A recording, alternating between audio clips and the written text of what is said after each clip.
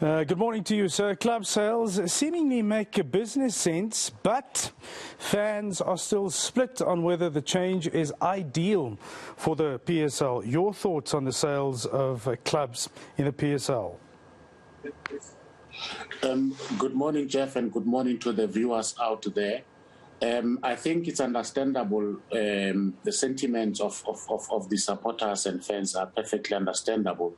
However, the sale of statuses is permissible in terms of the constitution and the rules of the league. I think Article 14, if I'm not mistaken, clearly deals with how that processes should be, undertaken. So commercially, and even in terms of the rules of the league, there is absolutely nothing wrong with that. As long as all the requirements that are stipulated in the rule book are met, it is open to business owners to do as they please with their business entities. Obviously, the issue of fans and supporters is an emotional and a sentimental issue, and also very important. But one must understand that most of these club owners are running businesses on an incorporated basis, and obviously they have huge liabilities, and in some instances some of them can simply no longer afford to carry the business expenses related to the running of a football club. And from that point of view, it is unsurprising that some owners would elect to sell.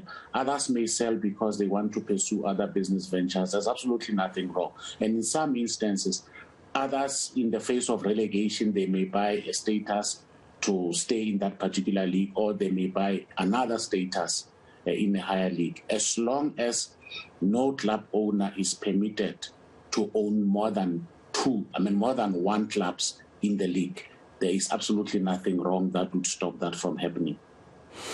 Now, clearly, we do know that the business of owning a football club anywhere in the world is very tricky. The global pandemic has made it even more so. But talk to us about these recent club sales and the impacts it's had on the PSL's image, and the status of the clubs has just lost. Those clubs that have been around for decades, some close to a century. Talk to us about that aspect. Look, there really is not much to say other than the fact that it is the commercial reality that club owners are faced with. You quite rightly referred to the pandemic. I mean, imagine these guys now have to operate without gate takings, which contributed a huge portion of the running costs. We've got to salute some of those club owners who stuck it out and honored all their league fixtures in spite of the difficult times. The fact of the matter is it's a business decision. And we've got to put ourselves in the shoes of those business owners. However, it has negatively affected the image of the league. No, it has not, because it has not resulted in a vacuum. And the sponsors will continue to get their value. Yes, of course, for a club like Bloemfontein Celtics, which has a huge, history and pedigree, for it to be relocated to KZN, I'm sure it is something that the Bloemfontein and the Free State people, myself included, would not necessarily take kindly to.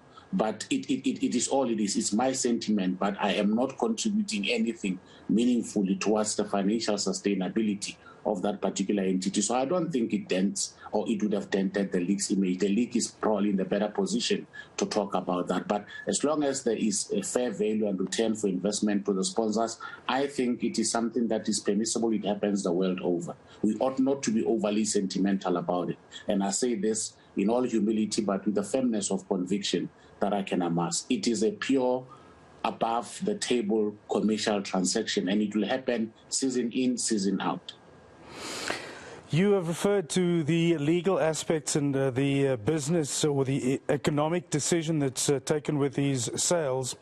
But how confusing must it be for the fans? You've touched on Bloemfontein Celtic.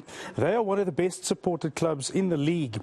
Their fans now having to relocate their support base to a different province. Surely this can't continue, and it's detrimental to the game in the country.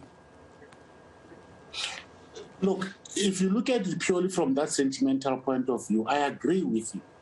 But it is also not unheard of that the erstwhile Bloemfontein Celtics itself may acquire another status and stay in the province and apply for the name change, the confirmation of the venue, and all of those things. It is open to it.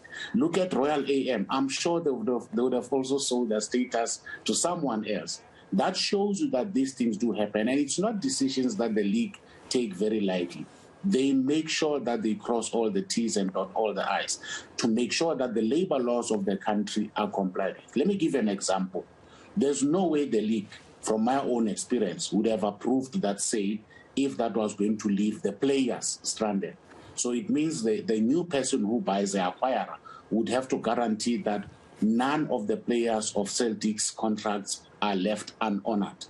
That is one of the things that by law they have to make sure. But even in terms of their own registration and licensing requirements, it is one of those prerequisites. So as a matter of law, as long as they have complied with the tax laws of the country, the labor laws of the country, the league's own constitutional rules, there is absolutely nothing that anybody can do to stop that.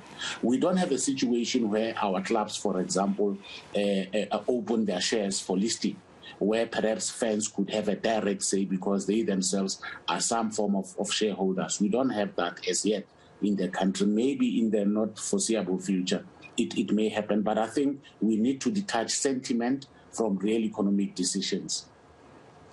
Fascinating conversation. There's still much more to come with the former PSL Disciplinary Committee prosecutor Zola Majavu giving us some detail as to the plight of clubs in the PSL. That was him chatting to us via Zoom.